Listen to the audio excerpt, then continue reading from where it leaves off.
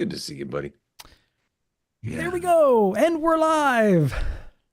Have I unmuted myself this time? Yes, perfect. I'm already streaming success. Welcome everyone to what is the first in a series of main stage events that we're doing here to support Wes Johnson's Voiceapalooza's yearly fundraiser for the Alzheimer's Association. Wes, how the hell are you? I'm feeling great. This It's is been a year. fantastic. And also, before we get any further, we're going to need a whole hell of a lot of happy birthday emotes and love in chat. Today is Wes Johnson's birthday, so pour on the love. I don't think our screen is up as of yet, pal. It's not? Oh, there it is. Yes, it is. Oh, it's been done.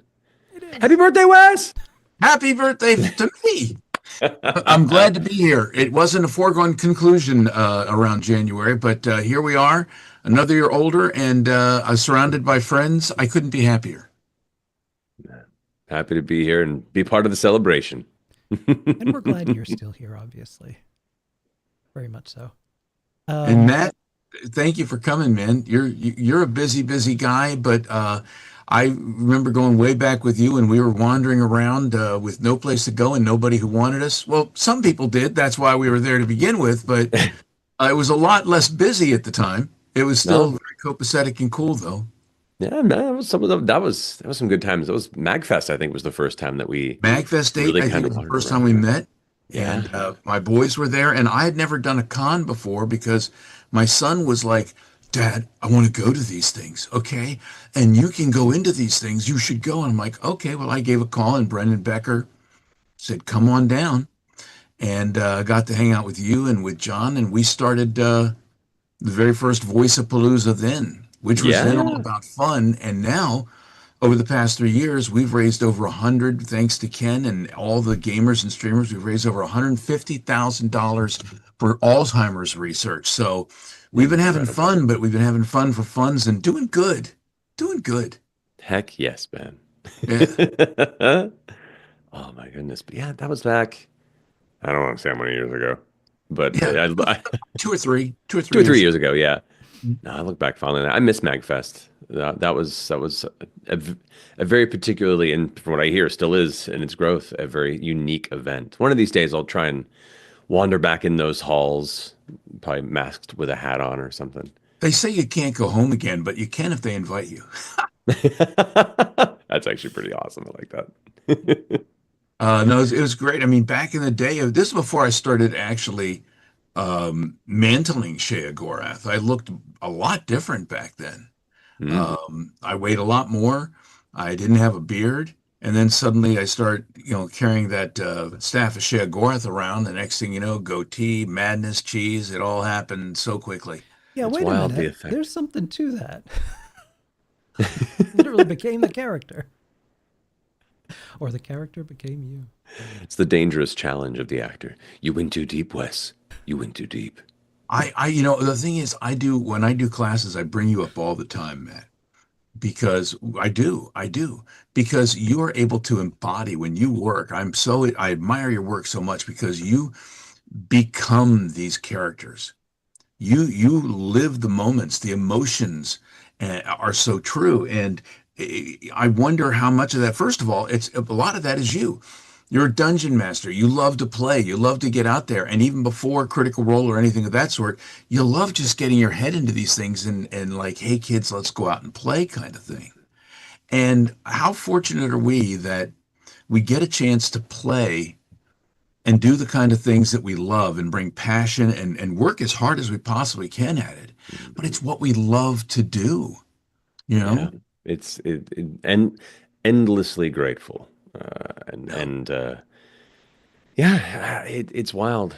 Spending a lot of time in your imagination as a kid, and hoping one day you don't have to let that go. You Well, you know, got the kid inside you alive, right? yeah, and that's the thing. I think culturally there's an ingrained expectation that with age and adulthood you must toss aside such whimsy. And I think that is unhealthy. I think that to cultivate the imagination, to cultivate the capability to create in your mind and find outlets for that creativity is so important to one's happiness.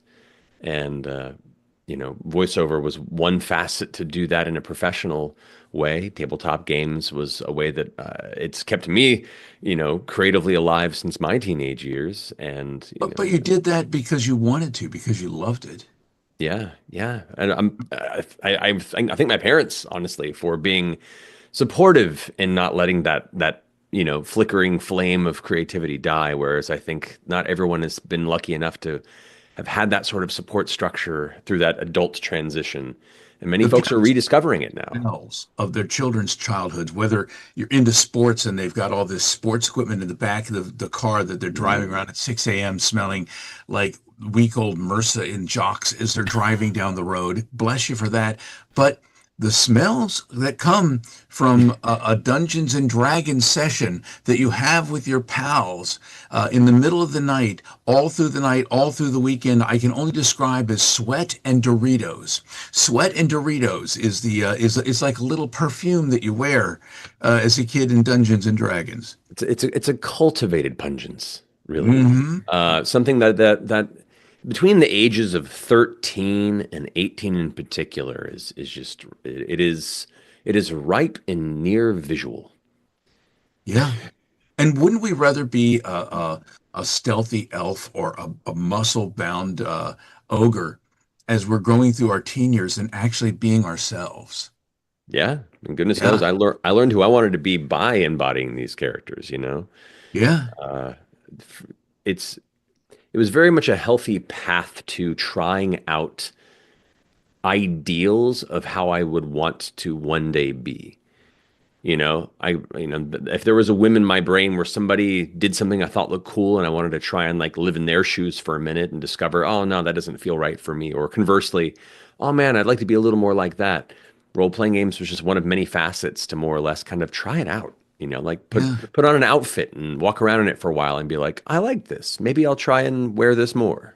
But isn't that what we do today now? When we get a character, do you not look at a character and think of who they are, where they've been, get into their skin, become them, and then the emotions seem to be so much more true, and you're in the moment. I love living these moments, these characters, these roles, and people always ask, "What is your favorite role, your favorite character?" And man, Matt, that's a Sophie's choice Yeah. because they're Yeah. all our children. They all come from us.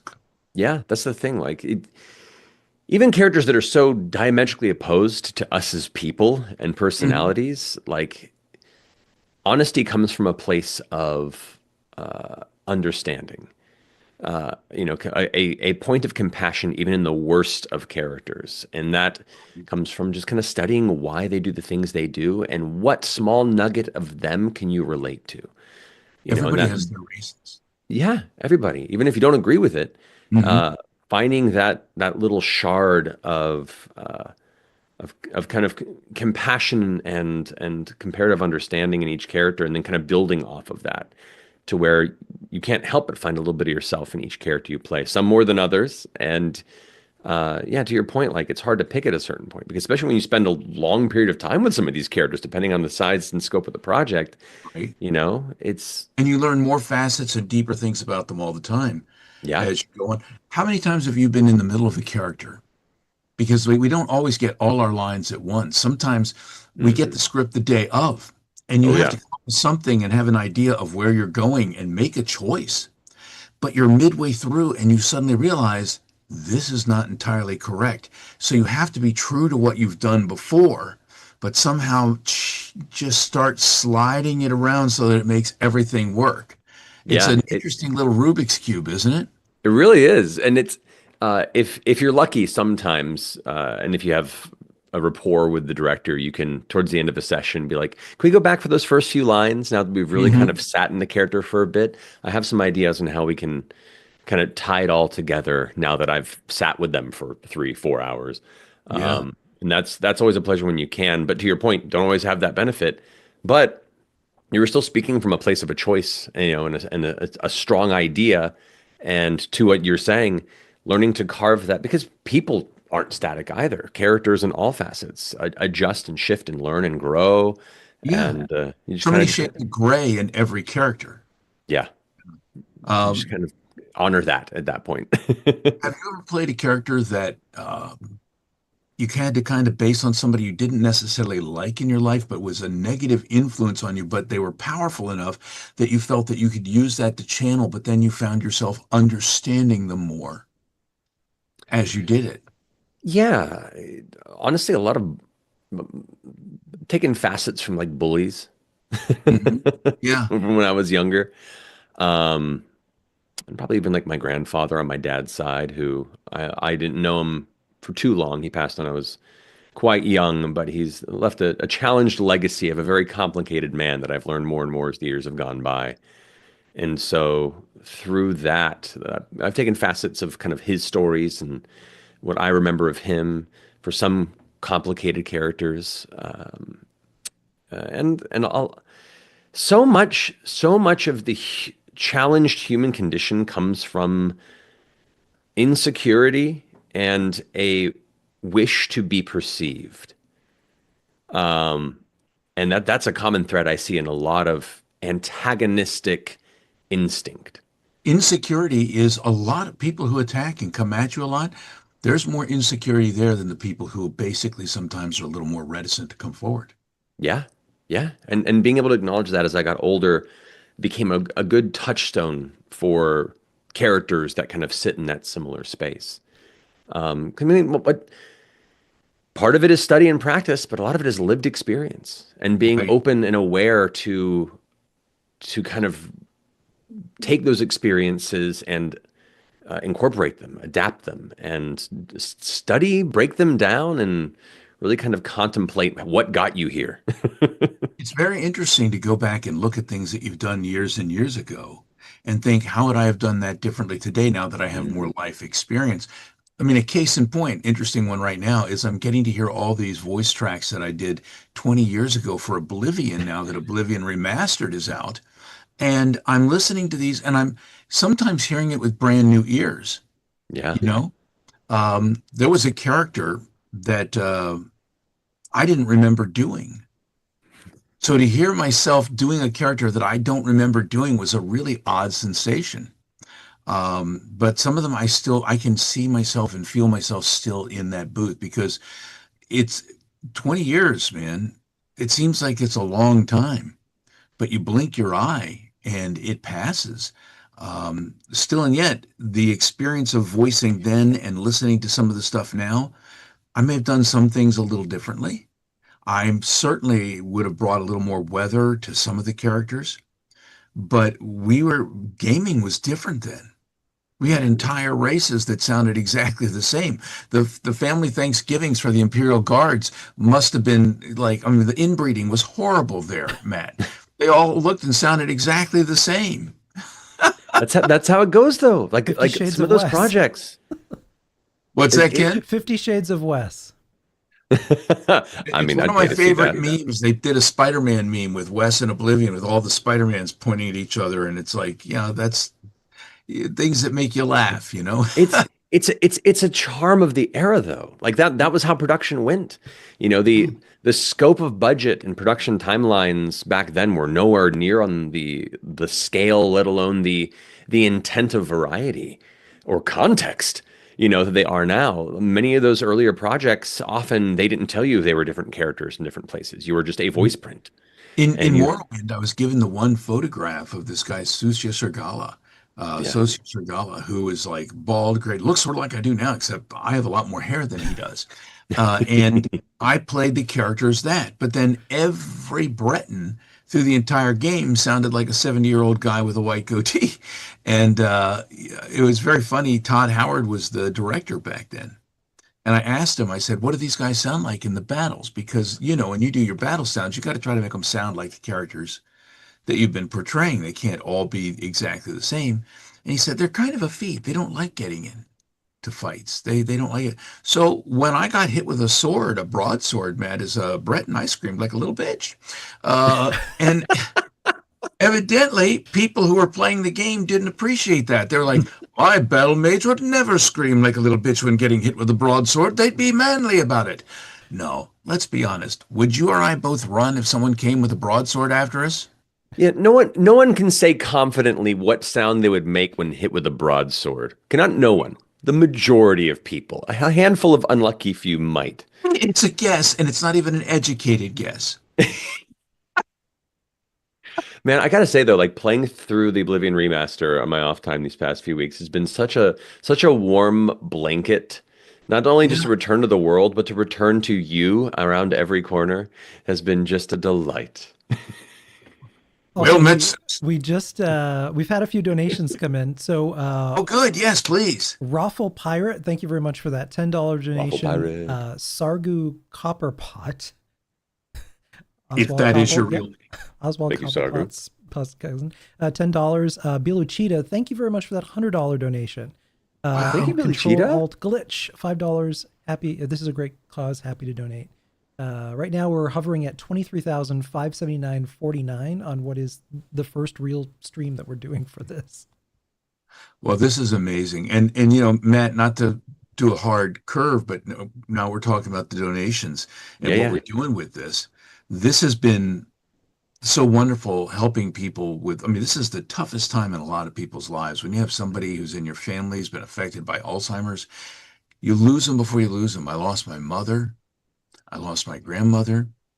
And watching them slip away, and whether it be Alzheimer's where the memory begins to fade, and whether it be dementia when things they start hallucinating and personalities change and physicalities change, you become the keeper of their memories. And there are so many caregivers out there that need help. And if I had known at the time when our family was going through it that all we had to do was either reach out to alz.org or go to they have a 24/7 hotline anytime, day or night. If you're feeling overwhelmed, you can call.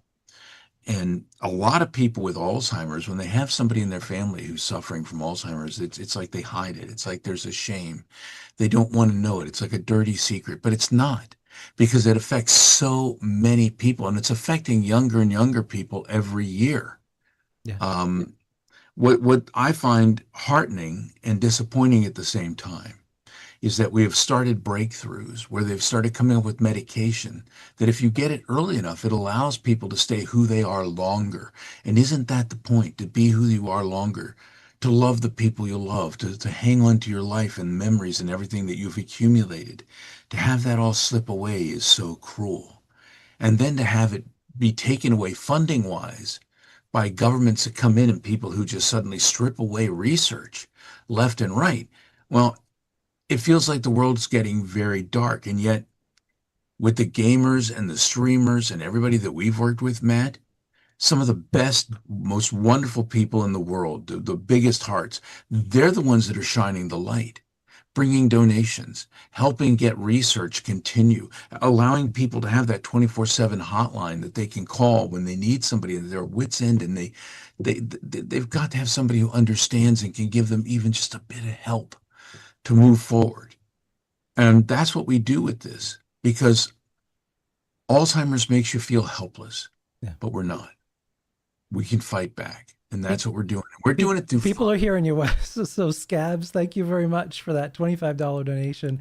Sally Roller, Sally Roller, $25. Thank you very much for that as well. Hey, Sal, I appreciate you. Make that. So, I mean, that's why I'm so grateful to you, man, for coming out and doing this. Every year, you're Yeah. right here with us, side by side, fighting against this stuff. And you do fight the good fight. I mean, in a way, you were talking about how blessed we are to be able to do the things that we do, you know, and to take what we do that we love and make a living at it. And giving back a little bit is the very least that we can do. But it's even more than that when you get to reach out to the people who consume the games, who love the games, who play the games, who make their life streaming them, who do the playthroughs, who all around the world celebrate this world of gaming. And you hear so much about toxicity, and that's such a small portion. They're loud and they can be a little scary, but it's a small portion because the huge mass of gamers that I've met are just the salt of the earth, just the most wonderful humans. Hmm. No, I. Grunky, $8 donation. Thank you. Oh, thank you, Cookie. Yeah, it's. I mean, talking about the blessed to be here.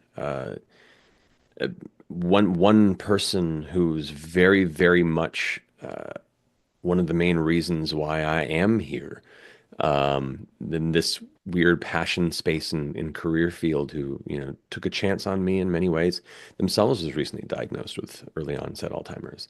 And Mhm. so like this is a thing that we all are touched by in ways we are aware of or will become aware of soon. And there are so many really talented, driven people putting all of their energy towards finding ways to end this, Mhm. to and uh, the unfortunate circumstances, we live in a time in which the support that should be there isn't being given by the people that should. None, but as unfair as that is, that's not going to stop us from coming together as a community and rolling up our sleeves and doing it ourselves if we have to. And that's what this is about. And it has been since you've begun running this event and since this community has been so wonderful and supportive. And it's just, I'm say appreciative to come and chat and be a part of it, but appreciative that you all have been organizing this as you have been. It's so great. Well, I do remember talking to Ken when we first started doing this, and we were chatting about this. And Ken's been doing this great work and helping out folks with St. Jude's, getting surgeries for kids, so life-saving surgeries. These are real-world results that people are doing and making good on. And he was like, "Well, let's do something about it, you know." And I couldn't do it without Ken. And he's one of the best humans that I know, and I'm proud to be with him every year. And I the same can be said about you, Matt. You're like I've always talked to people. First of all, you've got the best head of hair. You've got a heart of gold, a sterling soul, and it's like It all was a these Discord wonderful things, conversation actually, like, oh my God, Matt's going to posits be up there. He there. has the best hair I've ever seen. No, it's my favorite Voice of Loser that we ever did, other than the first one where it was you, me, Mhm. and John St. John, was the one that Marisha was in where she played you. Yep. And as like she played you as the bad guy and you were playing the hero, and the two of you ended up in the hot tub together, and I got a chance. My favorite line I have ever said in any Voice of a Loser was, "And now finally a dream come true. Matt Mercer made Sweet Sweet Love to Matt Mercer." And I remember you just took your face and stuck your face in your hand. But Oh. everybody loved it. And you know who was laughing? Marisha laughed as much as anybody else at that one there. She's awesome. I mean, you guys as a couple are like the the sword wielding, nerdy power couple of the world. We are none of us worthy of that. I mean, seriously, you guys must have so much fun. You and in the thing of all evil, the Oh dog. man, dog. Oh yeah. No, I'm very grateful. And in the sword wielding power couple, she has the sword, and I'm the guy standing behind her, going, "Protect me." Well, Um, it works out great. Now she's such a powerhouse. I'm so grateful to have found a partner who outshines me in every way I would hope they would. Um, I get, it's one thing to like support somebody. It's another to be like, I don't have to. They're fucking badass. She's incredible, inspiring, and strong in all the ways I wish I could be. We well, learn from each other. isn't that great when Yeah, all of your, you fill each other in the right places, yeah, and that's to me, when you find somebody who's not just someone you love, but someone you like, someone who's like your best friend that you want to share things with. I've been married now for over 30 years to a girl that I met in high school and was hmm actually dating a friend of mine in high school, and they couldn't talk to each other. They didn't know how to communicate. It was a Cyrano situation. They referred to me as Western Union because they could both talk to me, but not to each other. And eventually I was just like, this middleman over here, we got to do something about that. We got we got a few donations here coming in. Fish Fiend, thank you very much. Love the positive community you guys create in gaming. Rallying for a good cause is beautiful. Aaron and Paul, we love you. S. Happy birthday. Been too long. Hope to see you again real soon.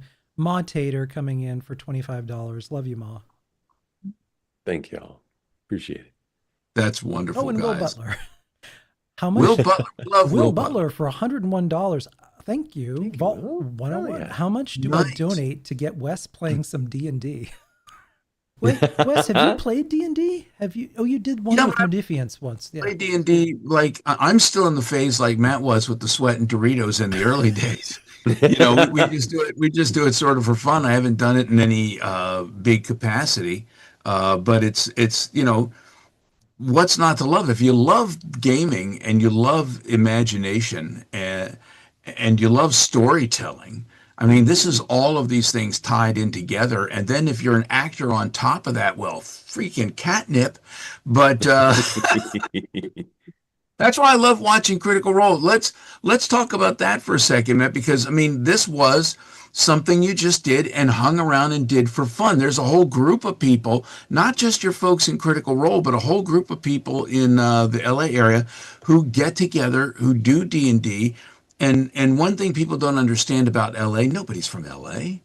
They're Mhm. from everywhere else in the world, and they go to LA. But the one thing you all have in common is the imaginary worlds that you put together to play D&D, and that draws you together more than anything else.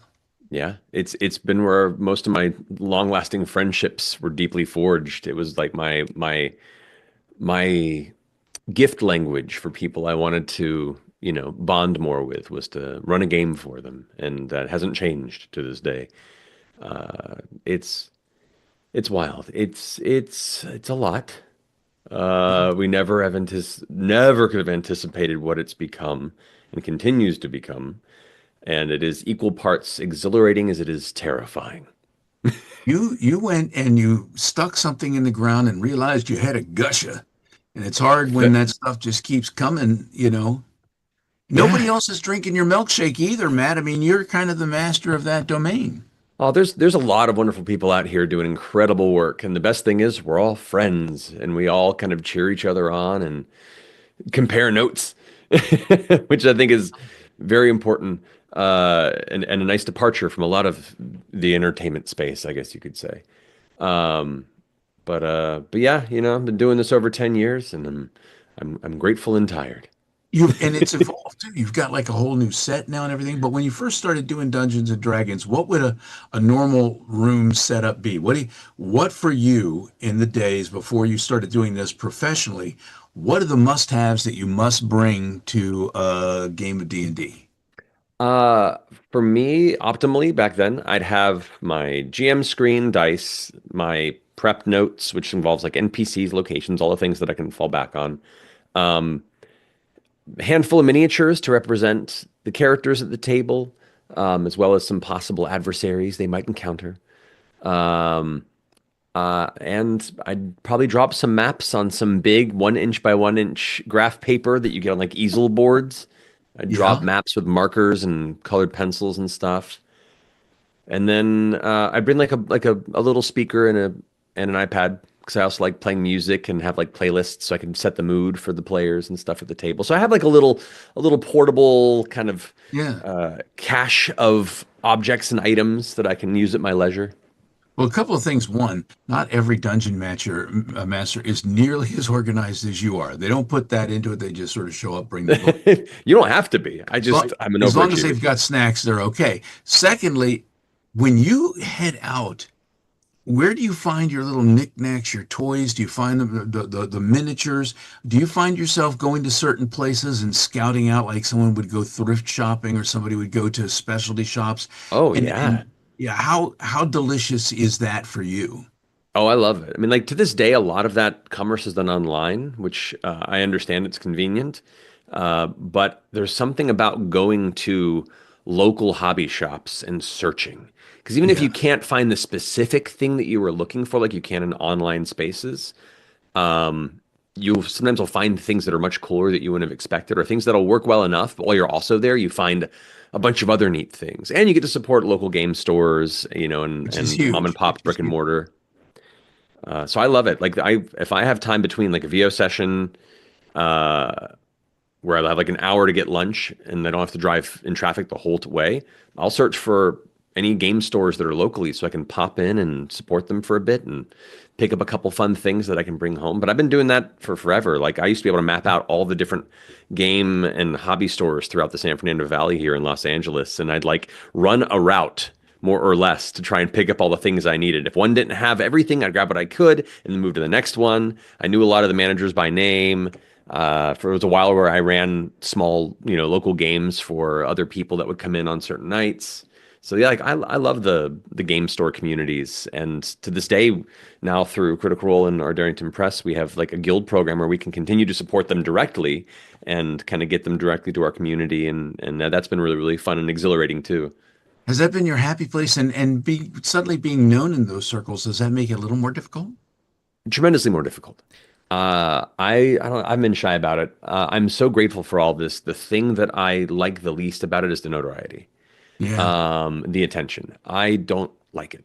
I am I appreciate that people appreciate it and find inspiration, and I love engaging with people in conversation. I like going to conventions where like I can have one-on-one conversations, with Yeah. a lot of people in the community. But a lot of the time I don't want to be perceived.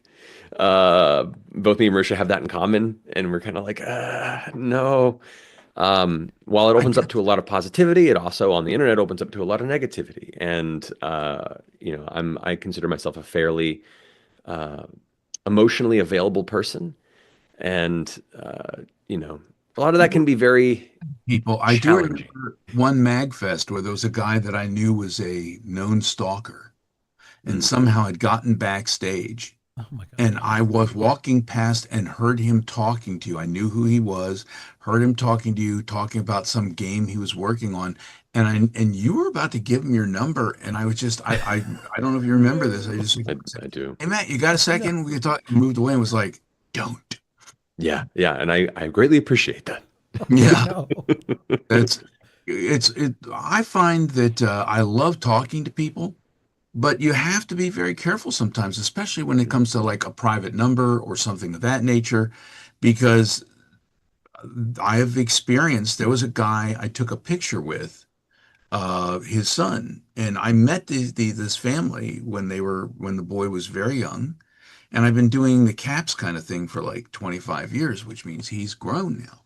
Yeah, But they still come around, and I took a picture and I sent the picture to the father. He said, "Can you send that to me?" I said, "Sure, but hang on, this is my number, but just I'll send you the picture." He gave his son my phone number, Oh no. and his son called me, had been calling me every single day for about 3 years at the exact same time every night.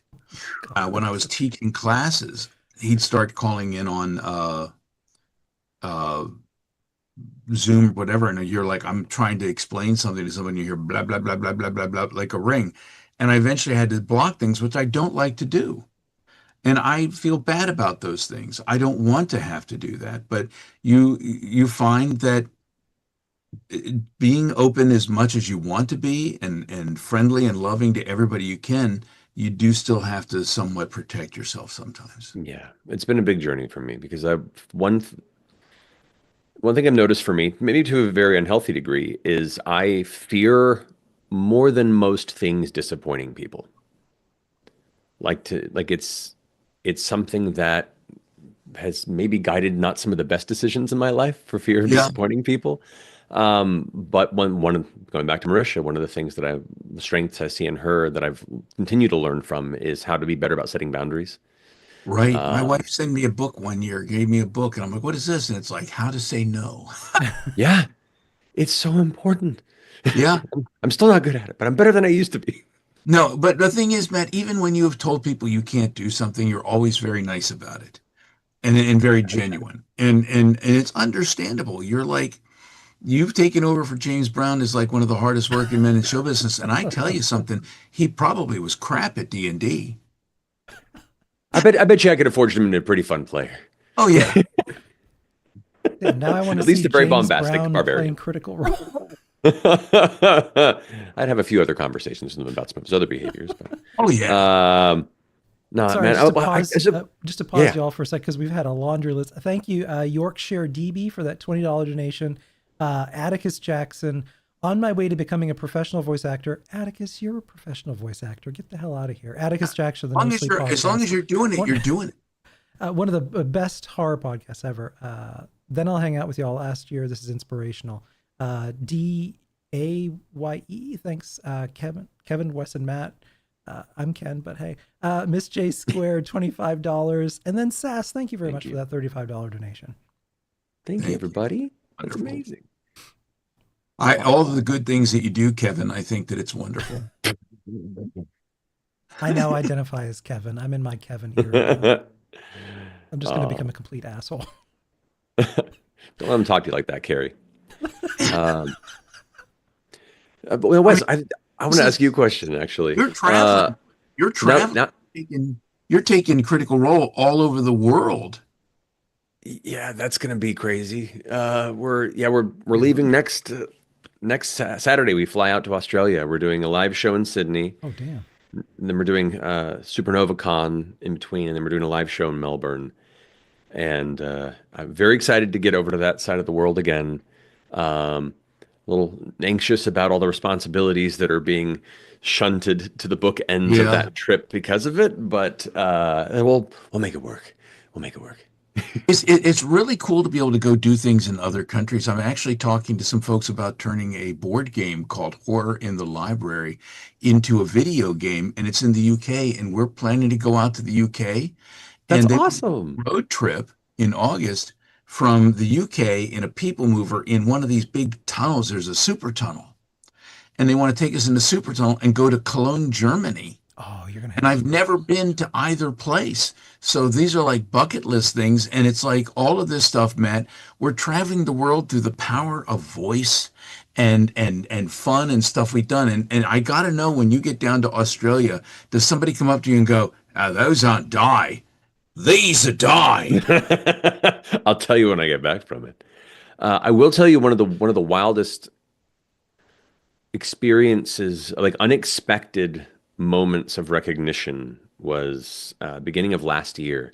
Me and a number of other members of Critical Role, we have one of our charity partners of our foundation is a group called Shanti Bhavan, which is an amazing school outside of Bangalore, India. That is more or less a kindergarten through graduation school for the most underprivileged children in those communities and regions. There's an incredible documentary on Netflix about it called Daughters of Destiny. And they're a wonderful, wonderful charity partner that does incredible work and has been for over 2 decades. So we went out to visit the campus and meet the kids and teach classes and more or less like celebrate Pongal with them. And it was such a wonderful experience. But flying out to, Bangalore is a very long flight to a place that we hadn't been. And we get out of the airport by like 5 minutes before we get recognized by locals. And I was like, this is deeply unexpected. Yeah. Like two young men, probably like 17, 18, come over us and like, Critical Role, what are you doing here? Can we get a picture? And we're like, what is going on?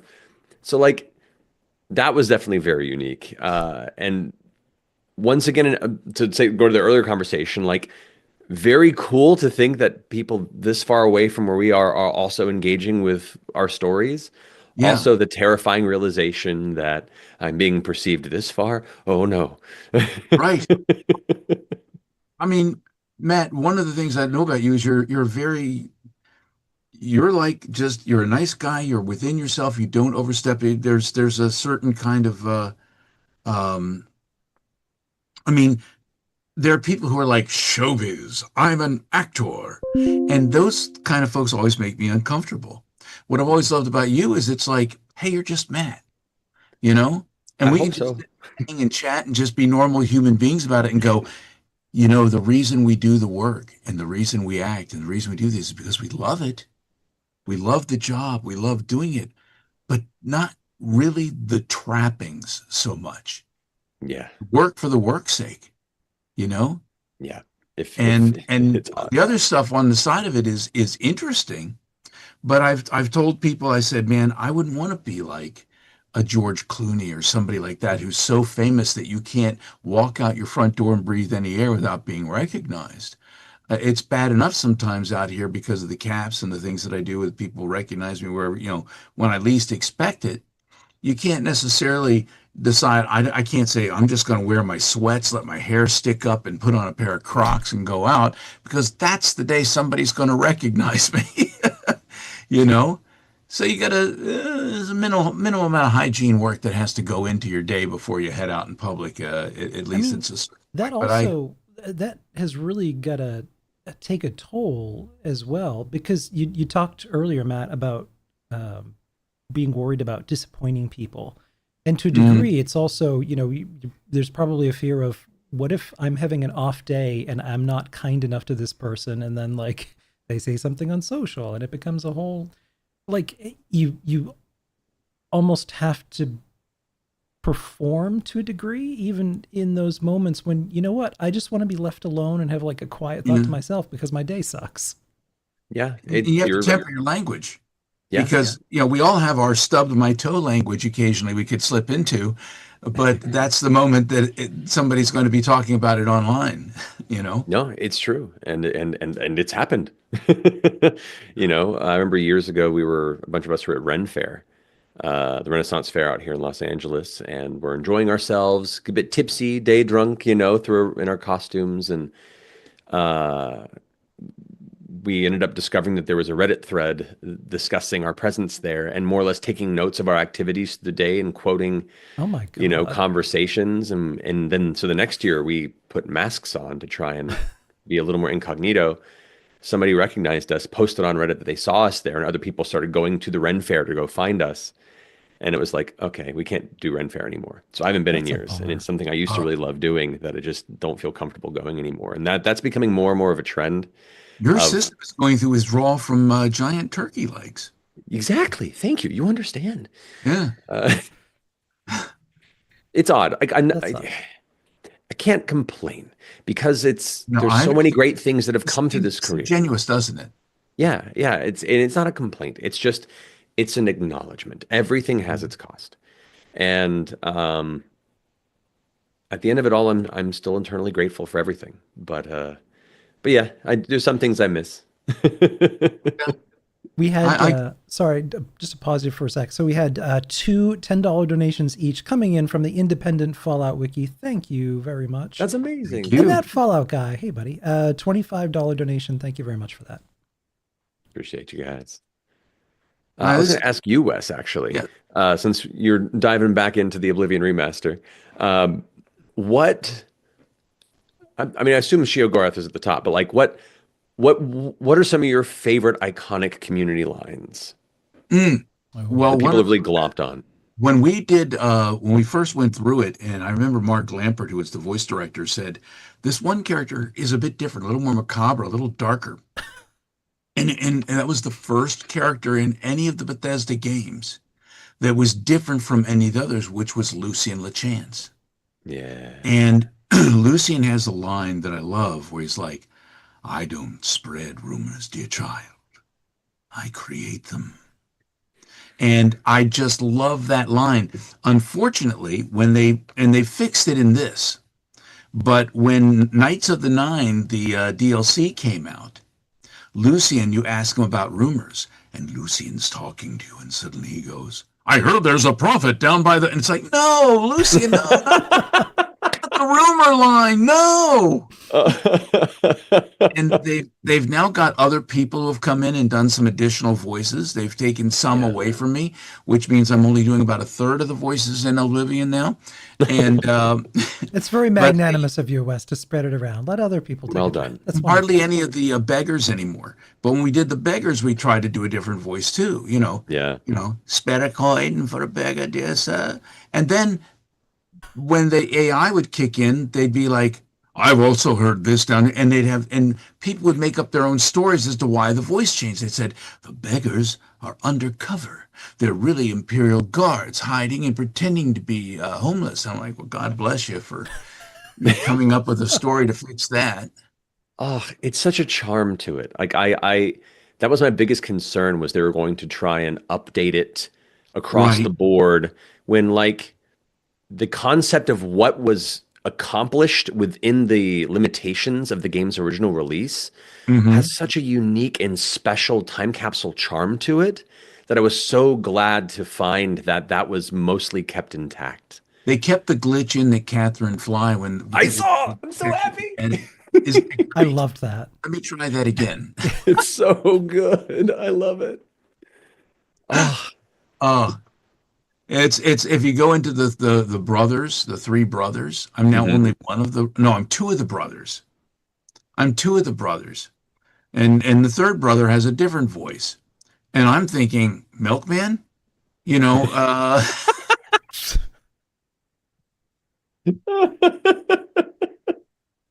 Oh man, now you're you see now while Lucian creates rumors, apparently you are also creating them as I well. love to You're spread them. I love to spread the rumors. I That's haven't so I haven't funny. run into any of the Knights of the Nine, which was a fun thing to do. The Prophet was fun to do, and I was actually Pennell Whitestrake, who you see floating in the sky towards the end.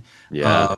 The Shivering Isles was great because they took what we had done by doing a couple of different voices, and they said this is the way to go. So by the time Shivering Isles hit, it was all different voices. But I played about 10 or 12 different characters, but I got to be different characters for each one of them, which was That's cool. great. Dias was the old man in the cave who gives you what you need to make the staff of Sheogorath. And he's the one that I forgot that I had done. And I'm listening to this voice. And you ever hear your own voice doing a different voice, but it's still sort of you, and there's something tickling in your brain, and you're going, wait a minute. I think that might be me. And you're not sure. It's a weird It's sensation. a very weird feeling. I've gotten it a couple of times. Not too often because I'm a pretty hardcore gamer on a lot of the projects, or at least was for many years, and would be like, I remember this. I was very like in Yeah. tune to recalling it. But every now and then, Those like some of something the catches things that you. I did that day, and that was one of them. I still remember Hermus Columnus, the suicidal guy, Hmm. who, if you listen to him, there's just a slight little depressive Jack Nicholson to his voice. Uh, he was kind of fun. And there's a guard out in front of the Shivering Isles that when you first played the game, the winds were whipping and it was cold and nasty, and it sounded like he had a real bad chest cold. And it still sounds like he has a real bad chest cold, but now it's sunshiny and doesn't work as well. Um, but I had a really bad chest cold that day. That was not method act. That was real method acting. That wasn't wow, Wes, you did a really good job at sounding like you had a chest cold. Well, viruses tend to do that. I had such a good time doing all the different characters and playing all the different voices. And Shea Gorath to me was the first character that they gave me his look, told me what they wanted. And initially they said they wanted a Robin Williams type. So we're looking for more of a stand-up comedy, comic, but somebody who would scare you at the same time. We're thinking Hmm. maybe like a Robin Williams. And I thought, Robin's too cuddly, you know? I may have to skip rope with your entrails and flay you alive. It's just too friendly, you know? And so I started thinking, who could it be? And do you ever remember Bobby Slayton? Yeah, yeah, Bobby was known as the Pitbull of comedy, but I didn't think yeah, yeah. Shagworth as like a Jersey guy would have worked all as well. Although I'll tell you in a minute about a Bobby story that he did that alarmed me once. But I eventually thought about um, Billy Connolly because Billy Mhm. Connolly's a Scottish comedian who's really funny, big fella, loves to go out and drink. And I thought, here's a guy who will make you laugh, but if you got on his wrong side, I got the feeling he might beat the pudding out of you. But it wasn't enough. So I thought, this guy goes between mania and dementia. And there's a pub near the Capitol Center, or I think it was US, whatever it was at the time. It's Capital One Arena now, but Hmm. it's called the Irish Channel. And a gentleman by the name of Tom Stack, and it's Tom Stack's birthday as well. Happy birthday, Tom, Happy birthday, Tom. from Dublin, Ireland. And he has a lovely voice. And he'll tell you, oh, Matt, I know you love the Macallan, but there's this wonderful thing called Redbreast, and it's a single malt. You should try it. It's not bad. And he gave it to me, and I took a sip. And I said, I don't know. Because if somebody gives you a sip of something and they're a owner of a pub and they want you to tell them how great it is, you never tell them how good it is on the first sip. You go, Right. I don't know. What? No, bring us two more. So there was by the time we had three, I had to tell him it was nectar. But Fair.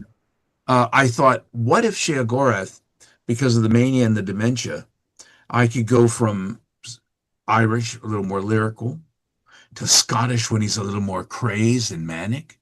And then maybe in the middle, when he gets malevolent, there's nothing because each of these accents are not who he is. He's not Scottish, he's not Irish. He's putting on affectations because he can and he loves to play. That's So fun. I had these different voices, and then I would just allow myself to go in and out of them like a hot mercury on skillet.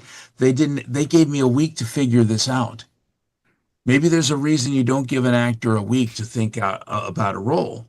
But when I did it and I came in and did the role this way, they didn't expect it. And in Yeah, fact, Todd Howard's playing through it at first and he was like thrown The aback. hell is this? that's But so then cool. the more he played it, the more he thought, no, I do like this. This is good. And the guy who was going to be doing Sheogorath was Jeff Baker. And Hmm. Jeff became Haskell, the put upon butler of Sheogorath. Now the funny thing is if you play Skyrim, the voice that you hear coming out of the like little speakerphone Yeah. is Jeff Baker.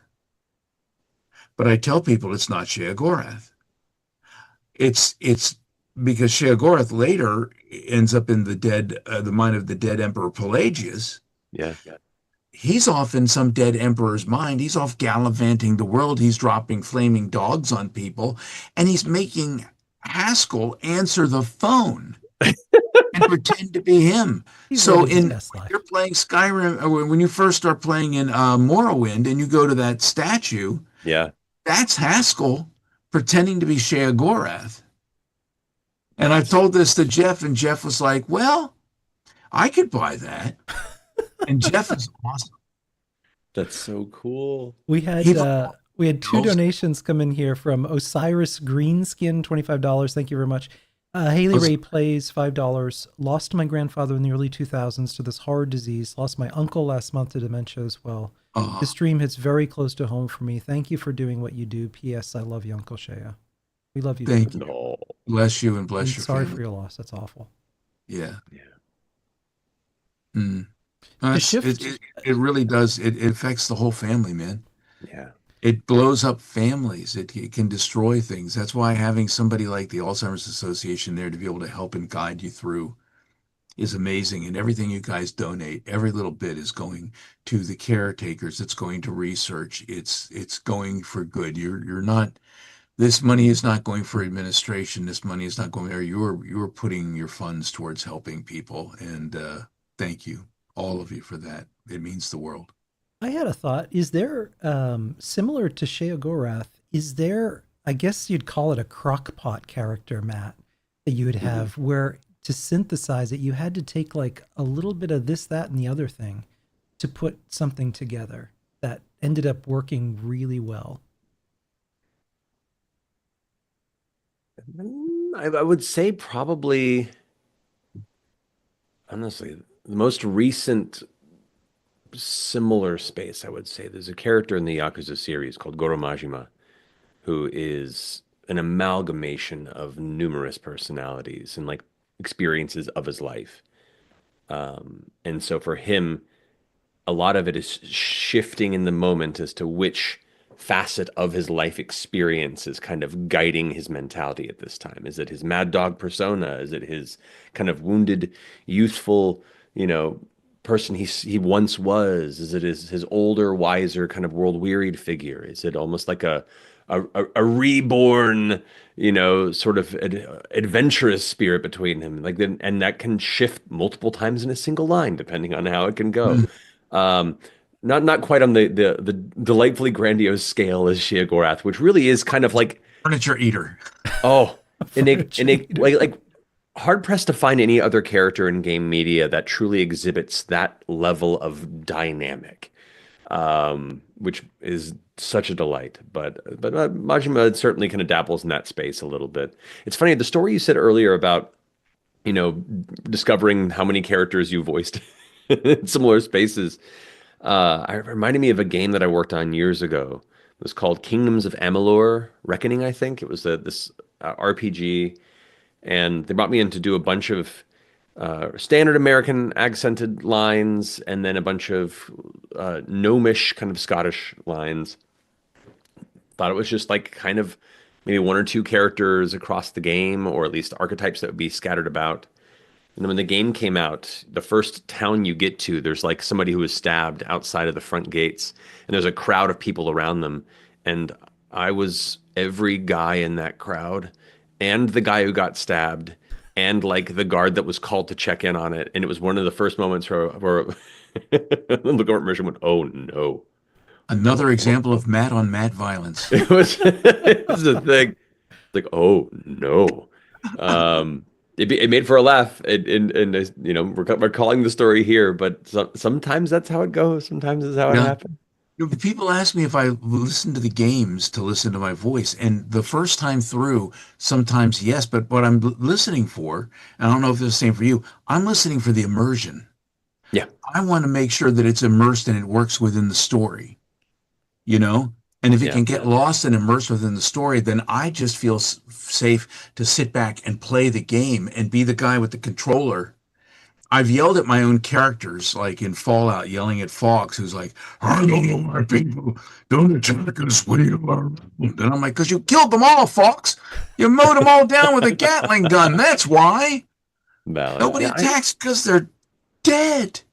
Uh, yeah. It's an interesting point. Like I grew up playing games, so I love to play them, and I'm grateful that some games I get to work on are games that I legitimately want to play.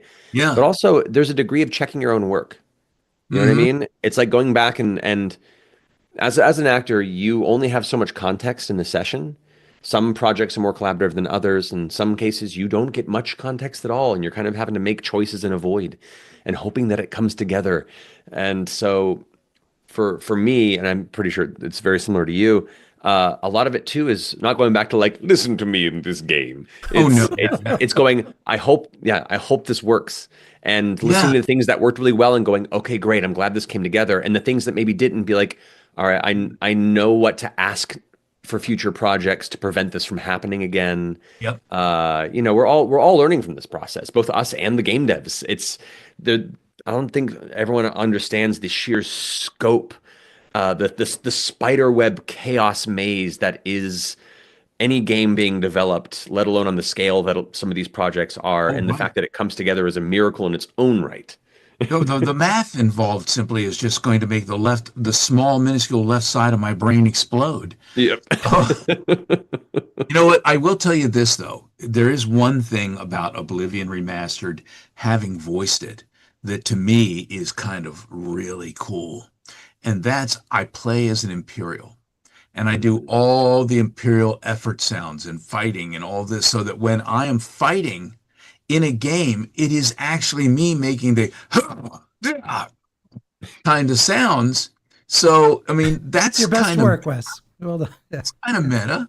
Yeah, like you are one of the few people that can truly have the most immersive Oblivion remastered experience. I do remember my kids are all grown up and moved out of the house now. But when Oblivion was first out, and they were in the back bedroom playing Oblivion, and I'd be out in the living room because we have one game at the time. You don't buy multiple games. So they're in the back playing. Right. I hear the Imperial Guards coming, and then I hear them chopping and murdering and killing all the Imperial Guards. And it's like, hey, stop murdering your dad. You know, Like, should I be concerned? well, you know what? Let's be honest. Let's be honest. And I don't mean to be rude, but if the Menendez father had been in a video game, he might be alive today. The kids would have gotten it out of their system and nothing, No. you know. Oh no. We had a couple of donations come in. Lavinia Graves, lost my grandfather to Alzheimer's. Thank you for the stream, and thanks to Matt and Wes for bringing us so much joy over the years. Mr. Dark, our own Andreas Somville, thank you for being an inspiration every day in my own voice acting journey, lads. All three of you. I think you mean all two of them, but yes. Hey, let me tell you something. I've listened to Ken. You heard Ken doing these radio programs, and we do this guy's got a voice. so soothing and so nice. I mean, you talk about somebody who could pull up the phone book and you'd be like sitting back. Just get the Yes, I know. phone book out, Ken, and start reading it, and the people from Calm are going to buy it, and they're going to be like, "I need to relax tonight, so let's go through the A's and the B's." I'm holding out West for Harlequin books on tape to just call me. Do they still do Harlequin books on tape? Probably. I think they have something similar. It may not be Harlequin anymore, but I'm pretty sure that there are bodice rippers out there somewhere Oh yeah. that are calling your name. Yeah. If you're listening, producers of delightful, saucy, spicy fantasy, Oh, call Kenneth.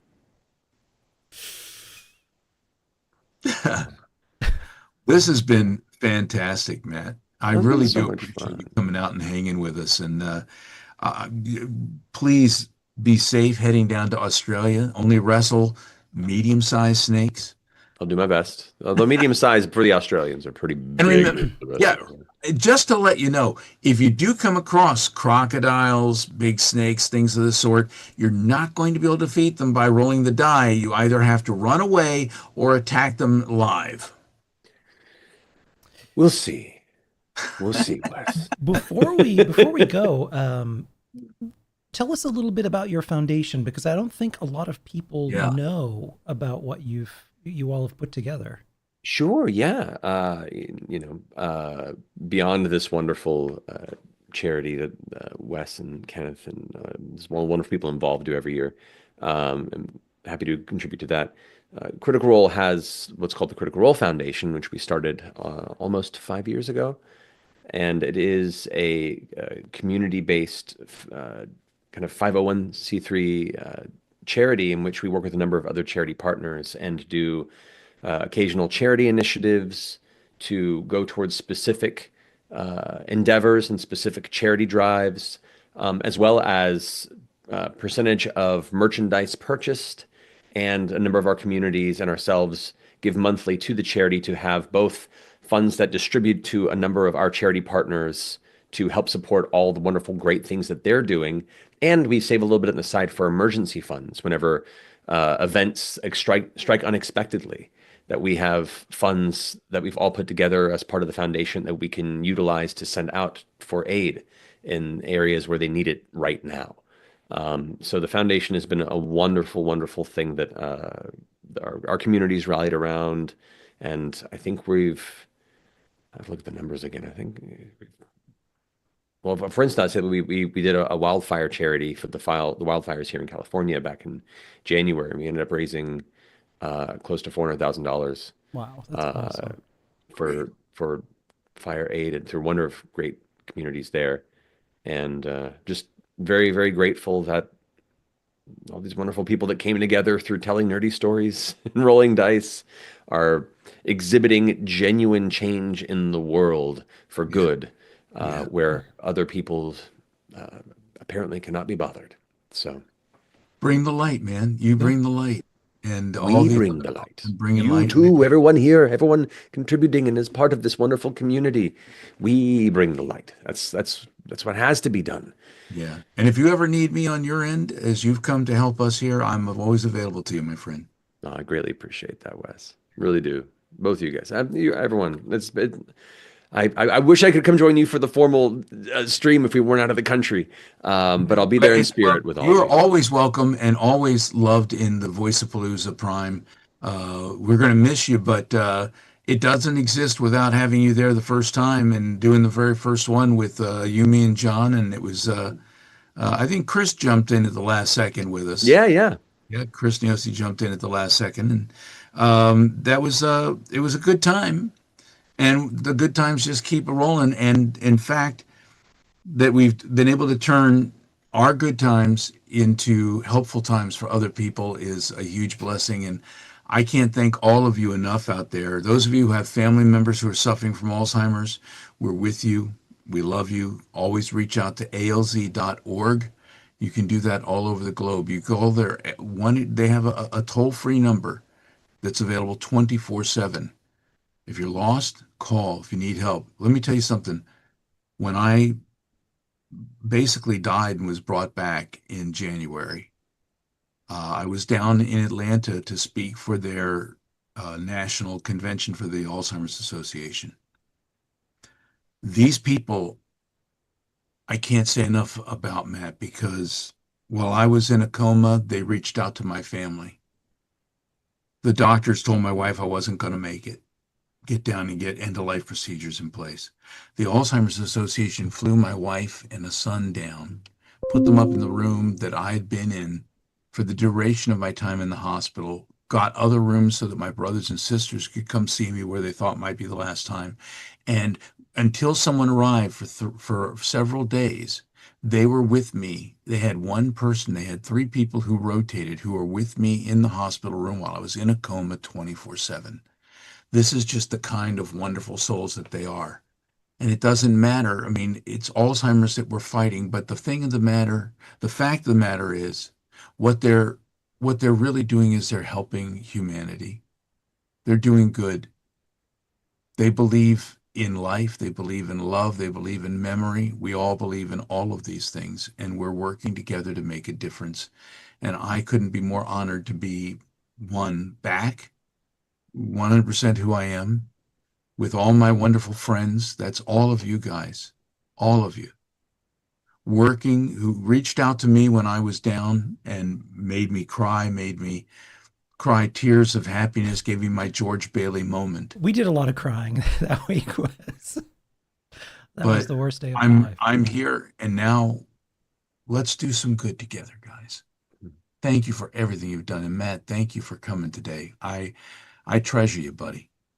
Man, appreciate you so much, man. A All few of you. last donations that just came in. I didn't want to lose anybody. So, Boom Boom, thank you much for the $10. McLaughlin, in memory of my grandma Edie.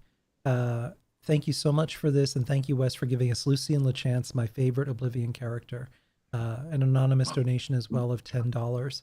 And yeah, speaking of Voiceapalooza, so this will be the first Voiceapalooza I'll ever see.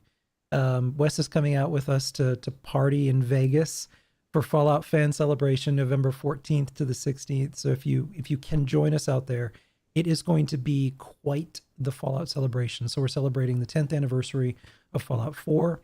We'll do it live. We've got quite a bit of people joining Wes as well. Peter Jessup is coming out. Love Got Peter. just Laura Kane. We got Keith Sarabica, Joshua Grant. Like it's going to be an amazing, fun time this year. Ah, Yeah. man, I'll be there in spirit with y'all. Yeah, yeah. That's all the One of time these we days, have. Matt, whether you're out this way or out there, we'll find a place where we can break some bread and just hang. I look forward to that immensely. And thank you Well, all thank for you all so joining us much. here today. And stay tuned all month long.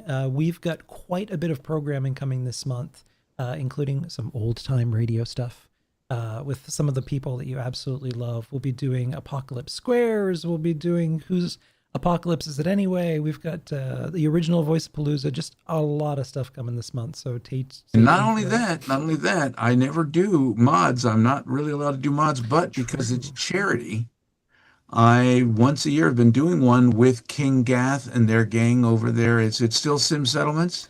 Yep, still some settlements, but now it's King Gath Creations. He's Ooh, now King. an official Bethesda creator, creating all kinds of mods for all of their IPs officially, which is awesome.